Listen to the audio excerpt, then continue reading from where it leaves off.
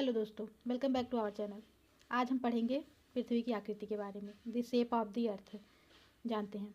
प्राचीन समय में लोगों का विश्वास था कि पृथ्वी का आकार समतल है। वर्तमान में हम जानते हैं कि पृथ्वी लगभग गोलाकार है। वास्तव में पृथ्वी की आकृति लघुवक्ष गोलाभ के समान है, अर्थात यह पूर्णतया गोल नहीं है, बल्कि भूमध्य रेखा पर थोड़ी उभरी हुई और ध्रुवों पर चपटी है। पृथ्वी के विषुवतरेखीय व्यास और ध्रुवीय व्यास के बीच 44 किलोमीटर से भी कम अंतर है। पृथ्वी का व्यास भूमध्य रेखा पर 12,756 किलोमीटर है, जबकि ध्रुवों के बीच यह 12,712 किलोमीटर है। ऐसा पृथ्वी की अपनी अक्ष पर घूर्णन से उत्पन्न अपकेंद्रीय बल के कारण होता है। यह अंतर नगण्य है। इस प्रकार पृथ्वी सभी व्यवहारिक उद्देश्यों हेतु पृथ्वी के आकार को गोलाकार रूप में माना जाता है। पृथ्वी का आकार गोलाकार है। सर्वप्रथम यह विचार 6वीं शताब्दी ईसा पूर्व प्रसिद्ध यूनानी दार्शनिक पाइथागोरस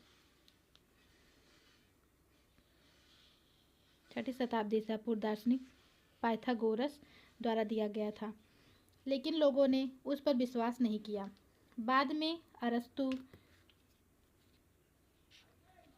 वराहमिहिर, आर्यभट्ट और कोपरनिकस का भी यही मत था कि पृथ्वी का आकार गोलाकार है।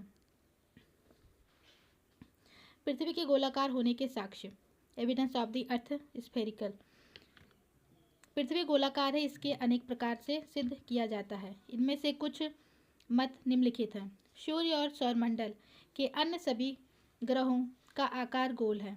यदि पृथ्वी समतल होती तो पृथ्वी पर सभी स्थानों पर सूर्योदय और सूर्यास्त वास्तव में एक ही समय में होने चाहिए थे। यदि हम जहाज को समुद्र तट के निकट पहुंचते देखते हैं तो पहले हमें जहाज का धुआं दिखाई देता है, क्योंकि पूरा जहाज दृष्टि रेखा से नीचे स्थित होता है, और जब यह पूर्ण रूप से क्षितिज पर आता है तो धीरे धीरे पूरा जहाज दिखाई देता है। यदि पृथ्वी समतल होती तो हमें एक समय में पूरे जहाज को देखने में सक्षम होते। चंद्र ग्रहण के दौरान देखी गई वृत्ताकार छाया केवल एक गोलाकार पिंड द्वारा ही बढ़ाई जा सकती है। यदि आप किसी भी स्थान से चारों ओर देखते हैं, चाहे वह एक पहाड़, समतल मैदान या एक बहुत लंबी इमारत या शीर्ष क्षितिज, हमेशा वृत्ताकार दिखाई देगा। यह केवल एक गोलाकार पिंड के संदर्भ में ही संभव है। आगे का अध्ययन हम कल करेंगे।